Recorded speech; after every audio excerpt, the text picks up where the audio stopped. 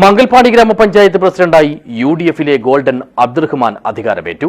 ആകെ 24 അംഗങ്ങളുള്ള പഞ്ചായത്തിൽ 19 വോട്ടുകളുടെ പിന്തുണയോടെയാണ് ഇദ്ദേഹം പ്രസിഡന്റായി തെരഞ്ഞെടുക്കപ്പെട്ടത്. This news sponsored by ഗുണമേന്മയോട് കൂടിയ ഉൽപ്പന്നങ്ങൾ മിതമായ നിരക്കിൽ Sreekrishna hardwares MG road Kasaragod. ആകെ 24 അംഗങ്ങളുള്ള മംഗൽപാടി ഗ്രാമപഞ്ചായത്തിൽ UDF 19, LDF 2, BJP 3 എന്നിങ്ങനെയാണ് ഇത്തവണത്തെ കക്ഷിനില.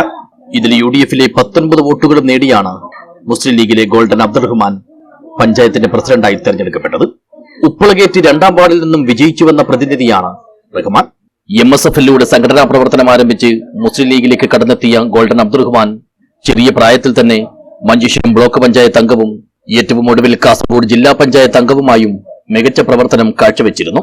ഈ പ്രവർത്തന പരിചയവും പാരമ്പര്യവുമായാണ് ഇദ്ദേഹം ഇപ്പോൾ മംഗൽപാടി പഞ്ചായത്തിന്റെ പ്രസിഡന്റ് സ്ഥാനത്തേക്കും എത്തിയിരിക്കുന്നത്. ആദ്യം തന്നെ പ്രിയപ്പെട്ട ആളുകളോട് ജനങ്ങളോട് പറയാനുള്ളത് ഇവിടെ പുതിയ പഞ്ചായത്തിന്റെ ഒരു ആസ്ഥാന മന്ദിരം നിർമ്മിക്കുക എന്നതാണ്.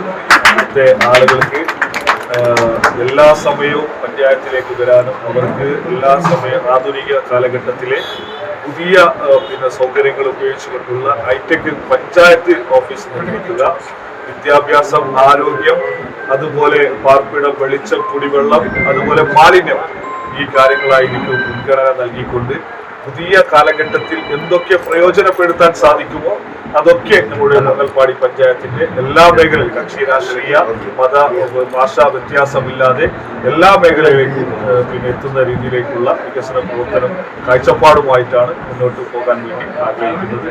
മുഴുവൻ ആളുകളുടെയും കക്ഷി രാഷ്ട്രീയ ഭേദമില്ലാതെ എല്ലാ ആളുകളുടെയും സപ്പോർട്ടും പിന്തുണയും പ്രതീക്ഷിക്കുകയാണ്, അഭ്യർത്ഥിക്കുകയാണ്.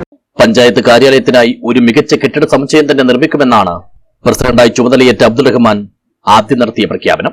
News bureau, Uppala.